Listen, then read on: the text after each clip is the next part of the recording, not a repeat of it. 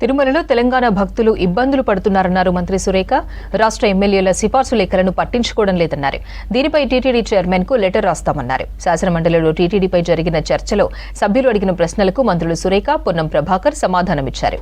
వీలైనంత త్వరలోనే AP CM చంద్రబాబుతో మాట్లాడతామని, టీటీడీతో పాటు విభజన సమస్యలపై చర్చిస్తామన్నారు మంత్రి పొన్నం ప్రభాకర్.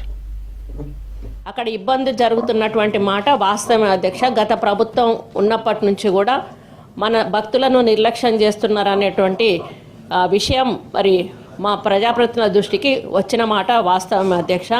అదేవిధంగా ముఖ్యమంత్రి గారు కూడా ఆ ముఖ్యమంత్రి గారితో సమావేశమైనప్పుడు ఇట్టి విషయాన్ని వారితో చర్చించినప్పుడు వారు కూడా దాని మీద మరి ఒక మీటింగ్ పెట్టుకొని ఒక నిర్ణయం తీసుకొని తప్పకుండా పాజిటివ్ నిర్ణయంతో ముందుకు వస్తామనేటువంటి మాట కూడా చెప్పడం జరిగింది అధ్యక్ష.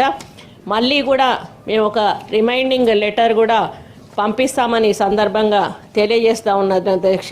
అటువంటి దేవస్థానానికి మనకు కూడా అధికారం ఉండాలి.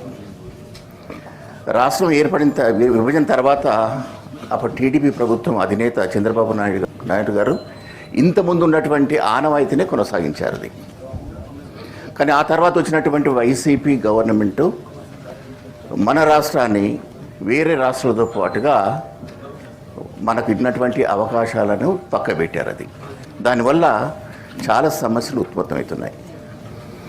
ఇదివరకు టీడీపీ ప్రభుత్వం ఏ విధంగానైతే మనకు అవకాశాలు కల్పించినారో ఎలక్టెడ్ నుండి ప్రతినిధులకు, అదే మళ్ళీ అవకాశం కల్పించాలని మంత్రివర్యులు అన్నారు. ప్రతిపాదన పంపారని, కానీ అమలయ్యేటట్టు చూసుకోవాలి అధ్యక్ష. ఇది నా లెటర్ తీసుకొని నాకు తెలిసినటువంటి వాళ్ళు తిరుపతికి పోతే నిరాకరించారు అధ్యక్ష.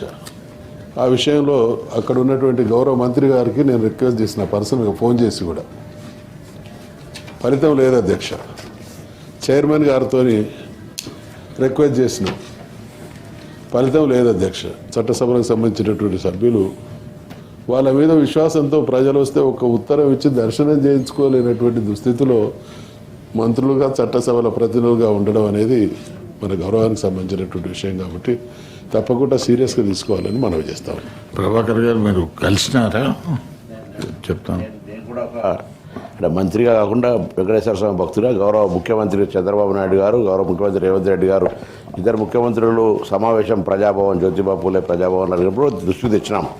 కానీ వెంకటేశ్వర గొంగలు అక్కడ ఉంటే కొంత ఈ సమస్య తీవ్రత, ఎందుకు మన ఎమ్మెల్యేల లెటర్ పనిచేస్తలేదనే అగౌరవం కంటే ఎక్కువ కూడా దేవుడిని దర్శించుకోవాలని తప్ప దేవుని దగ్గరకు పోయినప్పుడు కూడా కనీసం మనకు సంబంధించిన ప్రజలకు సంబంధించిన ఇష్యూ కాబట్టి కొంత నేను కూడా అంటే గౌరవ ముఖ్యమంత్రి గారి దృష్టికి క్యాబినెట్ మంత్రులు మాట్లాడుతున్నప్పటికీ కొంత దీన్ని సామరస్యంగా పరిష్కారం చేసుకొని దేవుడు అందరివాడు, దేవుడి దగ్గర దర్శనానికి సంబంధించి ప్రజాప్రతినిధుల వేరే ఎవరి మొత్తం దేశంలో ఎవరు పాటిస్తలేరు, ఆంధ్ర రాష్ట్రం కూడా అనుకుంటే ఓకే. కానీ అందరికి సంబంధించి ఒక కొంత పద్ధతి ప్రకారంగా నడవాల్సిన అవసరం ఉంటుంది. గతంలో హామీలు చేసి ఫౌండేషన్ చేసిన దేవాలయాలు, ఉదాహరణ కరీంనగర్లో ఒక ఫౌండేషన్ చేసారు, ల్యాండ్ ఇచ్చినాం. అటువంటి దానికి లక్షల వేల కోట్ల రూపాయలు ఖర్చు చేస్తూ ఉన్నారు.